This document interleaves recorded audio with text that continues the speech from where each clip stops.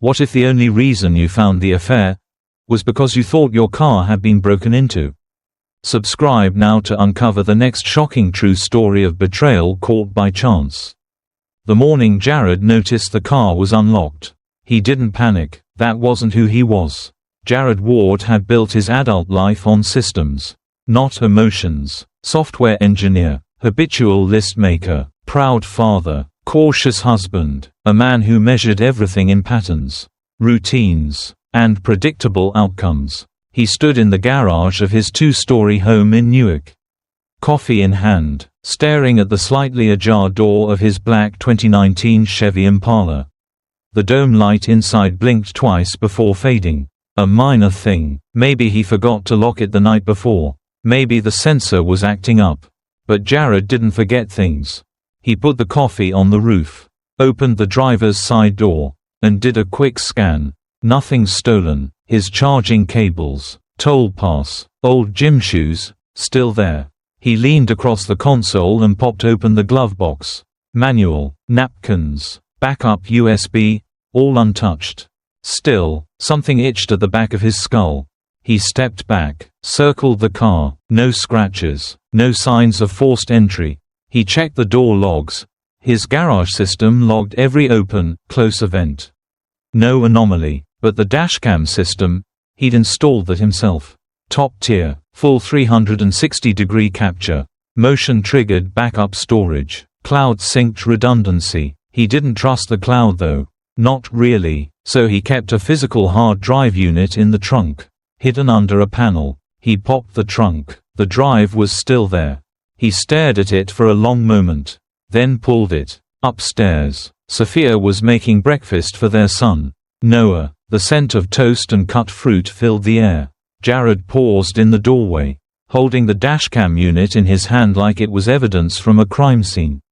Someone might have been in the car last night, he said. Sophia turned. Her smile flickered. Just a microsecond. What? Are you serious? Maybe. Nothing's missing. But the door was open. System logged something. I'm going to take a look at the footage. She nodded. Returned to cutting strawberries. Probably just forgot to lock it. Yeah, Jared said quietly. Maybe. But he didn't believe it. And when she kissed him goodbye on her way to work, he didn't feel her lips. He only felt the absence of certainty. Jared brought the unit to his home office, plugged it into his workstation. Lines of code flickered as he opened the security interface. The footage loaded. 48 hours of motion-triggered data, cleanly labeled by time stamps. He scrolled back to 2:16 a.m. Movement. The driver's side door opened. But the angle was wrong. It had missed the face. Just a sliver of motion. The shadow of a person. No theft. No rifling. It didn't make sense. Jared copied the file to a new folder. Encrypted the backup, just in case. He didn't tell Sophia what he'd found. Not yet. Later that night, after Noah was asleep and Sophia was upstairs scrolling through real estate listings on her tablet, Jared drove to the local precinct. He knew an officer there, Dan Harmon, from a neighborhood watch group. Dan greeted him with a fist bump and a coffee that smelled like burnt paper. Hey man, what's up? Jared explained the situation, carefully, calmly, like he was troubleshooting bad code, not his marriage. Dan played the footage, watched it twice, then scratched his beard. You want me to pull garage camera angles too? Already checked. No forced entry. But something's not right. You think someone's got your remote? Or a cloned signal? Maybe, but nothing was stolen. Dan looked at him sideways. Or maybe someone was using the car. That thought hit Jared like a low wave. Not sharp, just cold. I'd like to run more footage, Jared said. There's a full week stored. I want to check if this happened before. You mind? Dan shook his head. Let's do it. They scrubbed through clips. Jared watched himself leave for work. Sophia do daycare drop-offs. The routine comings and goings of suburban life. Until Tuesday afternoon, 1:12 p.m. The car started up. Jared wasn't home. The driver wasn't visible at first. Then the angle caught a reflection. Sunglasses, a gray button-down shirt, a hand on the steering wheel that wasn't his. Then Sophia. climbing into the passenger seat. Smiling. The dashcam microphone was active, barely picking up ambient noise. But enough. A laugh. A name. Richard. You drive like an old man. Sophia teased. I'm careful, that's why you trust me. Then silence. Then the sound of lips brushing skin. Dan turned to look at Jared. Said nothing. Jared just stared. He didn't blink for a long time. When he did, he said, "Can you send me a copy of that?" "Yeah," Dan said. "You okay?" "No," Jared said, "but I know what I'm dealing with now." He drove home with the footage. He didn't listen to music. He didn't cry. He didn't scream. He just gripped the steering wheel like it might shatter under his hands. At home, Sophia was on the couch, legs curled under her, watching a design show. "How was Dan?" she asked casually. "Helpful." She nodded, didn't look up. Jared stood there for a beat too long, then walked past her, said nothing more. In bed that night, he lay stiff, wide-eyed, listening to the sound of her breathing next to him. Steady, untroubled, like nothing had changed. But everything had. Something inside Jared cracked. Not loud, not visible, but real, the kind of crack that shifts everything in slow motion. He turned his face toward the ceiling and realized he would never unknow what he now knew. And somehow, that was worse than being broken. It was being reprogrammed, line by line, from the inside out. Jared didn't speak much on the drive back from the precinct.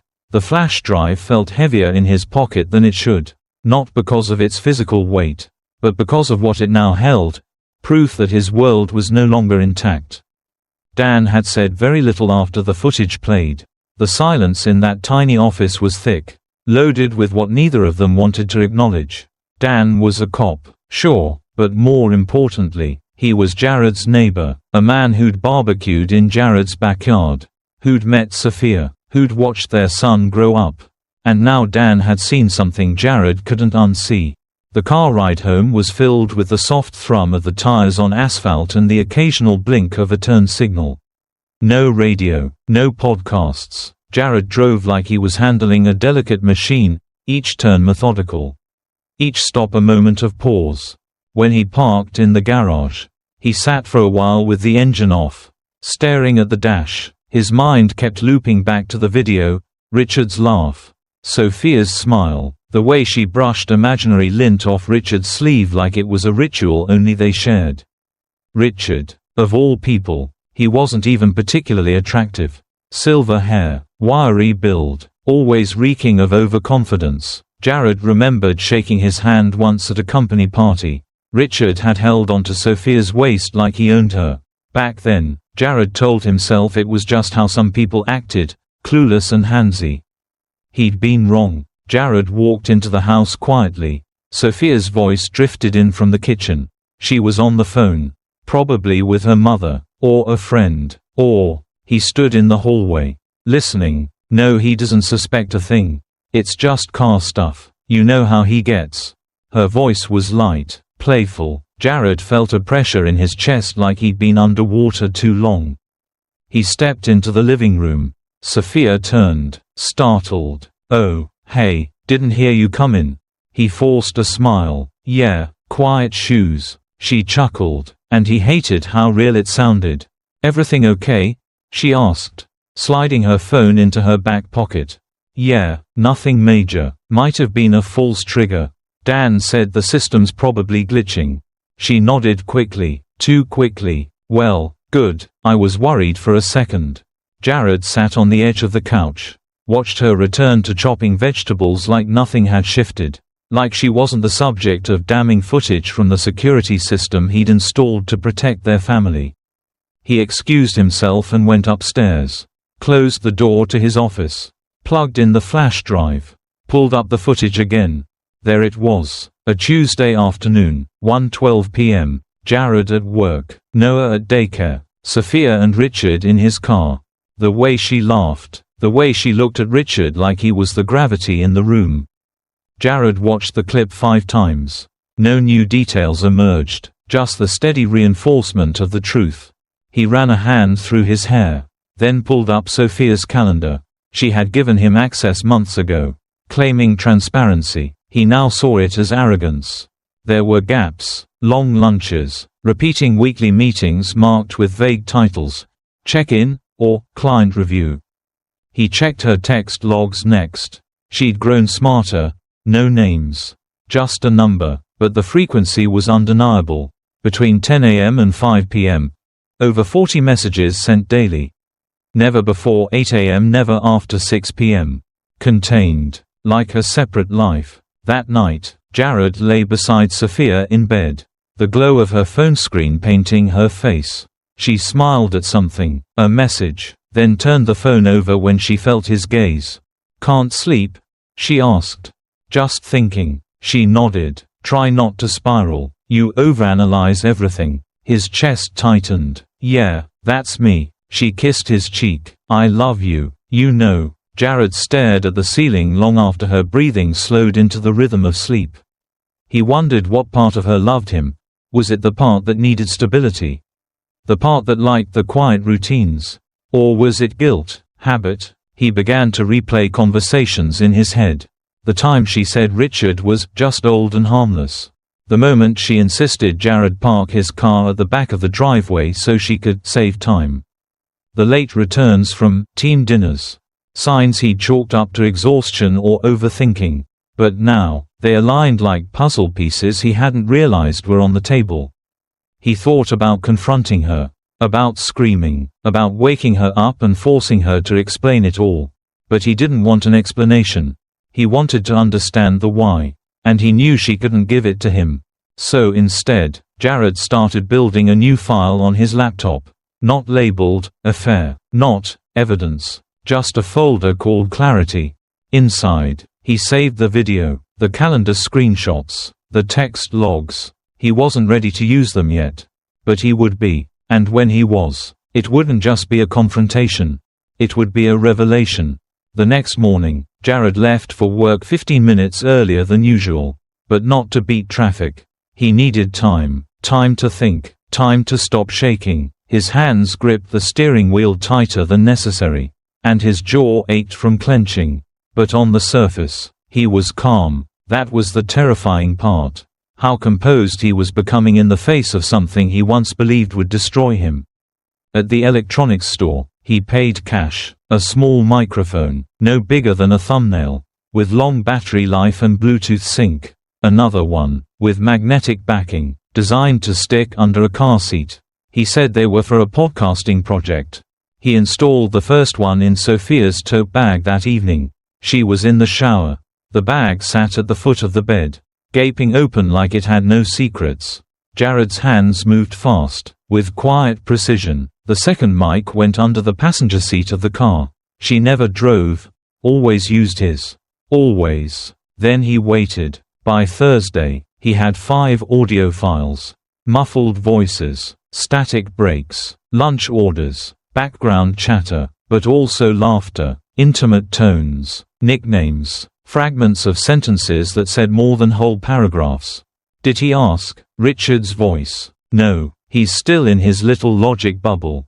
Sophia replied. Jared paused the file, rewound, played again. His stomach churned. Friday, she left for working lunch. Jared followed her calendar, tracked her GPS. Richard left his office 12 minutes later. Their phones met at a seafood place across town.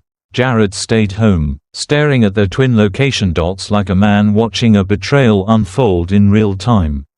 The dashcam backed him up later. They got in Jared's car. Again, she in the passenger seat. Richard behind the wheel like he belonged there. They drove to a park. Remote, quiet. The footage showed nothing scandalous. No kissing this time, just conversation. But the mic picked up Sophia saying, "You know why I like using his car? It makes me feel invisible." Richard laughed. "It makes me feel powerful." Jared hit pause. He sat in silence for nearly an hour. That night, at dinner, Sophia served roasted chicken like nothing was wrong. She poured wine, smiled, told Jared she liked his haircut. Noah babbled about dinosaurs. Jared nodded, chewed, answered questions. He was present, but inside, he was stitching together a final draft of grief. Later, When Sophia went to brush Noah's teeth, Jared opened his laptop and added 2 more files to the clarity folder. He didn't label them with anger. No lies. No slut audio. Just the date, the time, the file number. It wasn't about rage anymore. It was about proof. On Monday, Jared drove to her office building. Parked across the street, sunglasses, hoodie, baseball cap, cliché, but effective. At 12:42 p.m., Sophia exited the building. Richard followed 2 minutes later. They walked separately at first, then met at the far corner. She slipped her hand into his. Jared didn't take a photo. He didn't need to. That afternoon, he listened to their lunch conversation. He'd expected the usual euphemisms. Flirtation, lies, but instead, next time, let's just use your car. Richard said. Too risky. Jared checks the mileage, Sophia replied, but he never notices when I use his. He thinks it's safe if he's the one who controls it. Jared stared at the screen. The betrayal wasn't just emotional. It was strategic. He thought about the years he'd spent upgrading their security, teaching Sophia how to use 2-factor authentication, organizing her schedule, fixing her laptop. She'd used everything he gave her to hide from him. That night, Jared didn't sleep. He lay awake, staring at the ceiling fan, timing its rotations. His brain spun faster. He imagined standing in front of Sophia with all the files open, showing her the footage, the audio, the calendar overlays. He imagined her expression, shock, denial, maybe tears, maybe rage, but he didn't want theatrics. He wanted her to feel what he felt. Not just exposed, but observed.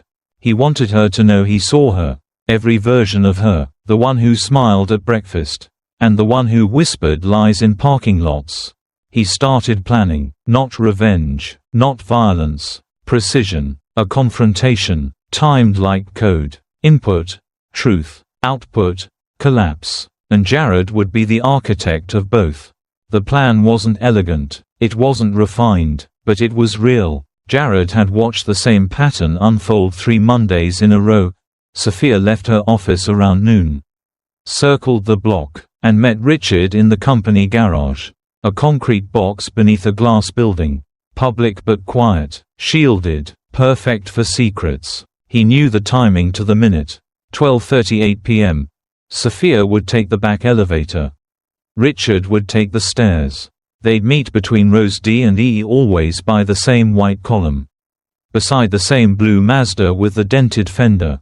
Jared arrived at 12:30. He left the car running half a block away and walked in through the side entrance, carrying nothing but his phone and a folder. His heart wasn't racing. It was slow, cold. He stood behind a pillar and waited, watched the minute hand crawl, listened for the echo of heels on concrete, the soft slide of dress shoes. 12:37 p.m. Sophia appeared first, wearing her navy pantsuit, hair tied up. She looked fresh, professional, controlled, like nothing in her life was cracked. Then Richard, tie loosened, coffee in hand, his mouth already forming a smile. Jared stepped out. Richard saw him first, froze. Sophia's face went pale. "Hey, Jared," Richard said, casual in the way only the guilty can be. Jared didn't respond. He walked up and tossed the folder to the ground. It burst open. Photos, screenshots, printed transcripts. Pages fluttered like birds startled from a branch. Sophia knelt to gather them. Richard just looked down and laughed. "A bit dramatic, don't you think?" Jared looked up. "You used my car." Richard shrugged. "You weren't using it. And that was the moment." Something inside Jared snapped. Not like a branch, not loud, more like glass beneath a boot. Sharp, final. His fist connected with Richard's face before he knew he'd moved. The coffee cup shattered. Richard hit the concrete hard, his head thudding once, then again. Sophia screamed, "Jared, stop!" But Jared wasn't hitting him again. He stood over him, fists clenched, chest heaving, vision tunneling. "You don't get to mock me," Jared said. "Not here, not with her." Sophia ran between them. "You need to leave, now." She wasn't crying for Jared. She was shielding Richard. That was the second fracture. Security arrived 3 minutes later. Police another 10. Jared didn't run. He didn't argue. When they cuffed him, he handed over his phone and said, "The evidence is all there." He glanced at Sophia. She wasn't looking at him. She was kneeling beside Richard, pressing a tissue to his bloody nose, whispering something Jared couldn't hear.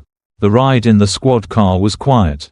The officer in the passenger seat flipped through Jared's file. Assault. First offense. White-collar guy. No priors. What happened? He finally asked. Jared stared out the window. I got tired of watching. The booking process was cold and fluorescent. Fingerprints. Questions. A thin blanket and a holding cell. Jared leaned against the wall and closed his eyes. For once, his mind was blank. Hours later, they released him. No bail, pending court date. First offense. Clean record. Provoked. But the damage was done. His employer called that evening. We've reviewed the incident, the HR director said. Given the press coverage and pending legal matter, we're terminating your contract effective immediately. Jared nodded. Thanks for letting me know. He hung up. Sophia came home late, alone. He was sitting on the couch, a bag of frozen peas pressed to his knuckles. She walked in, slowly, carefully. He didn't speak. She sat across from him. No tears, just silence. Finally, she said, I didn't want it to happen this way. Jared laughed, not bitterly, just softly. I don't think you cared how it happened. Sophia looked down. I didn't know how to stop it. Start by telling me the truth. She paused. I loved the way he looked at me. That sentence was worse than the punch. Was it worth it? Jared asked. I don't know yet. He stood, walked to the stairs. Where are you going? She asked. To tell Noah a story. He said, before he forgets who I am. She didn't follow. And that was the third fracture. The final one. The trial didn't last long. It didn't have to. Jared pleaded no contest. His attorney made a case for emotional provocation. A clean record. Strong community ties. The judge sentenced him to 18 months of probation, mandatory anger management, and 30 hours of therapy. It was a sentence written in quiet shame. Not prison, but not freedom. He moved out 2 weeks later. A small apartment on the edge of town. Just him and a couch he didn't bother to unpack. He kept his laptop, his files, and the hard drive from the dashcam. Sophia filed for divorce 3 days after the sentencing. Her lawyers were efficient. She claimed Jared's violent history posed a risk to Noah, citing the incident in the garage. Despite the emotional context, the footage was clear. Jared struck first. Sophia won primary custody. Jared got biweekly supervised visitation. Saturday afternoons at a center filled with plastic chairs and laminated posters about conflict resolution. Richard resigned from the company shortly after the fight. Public pressure, whispered rumors, the echo of viral footage. But he didn't disappear. He moved with Sophia and Noah to a town 2 hours south. A fresh start for them. A full stop for Jared. Jared didn't fight it. Not really. He kept to himself. Got a job at a small IT firm. Took the train to work. Cooked pasta too often. Slept too little. Therapy helped. Sort of. He said the right things. Nodded at the right prompts. But inside, there was only stillness. Each month, he opened the dashcam folder. Not out of obsession. Out of ritual. He watched the footage like someone revisiting a crime scene. Not to find fault, but to remember the exact moment his life split. The precise second when illusion gave way to truth.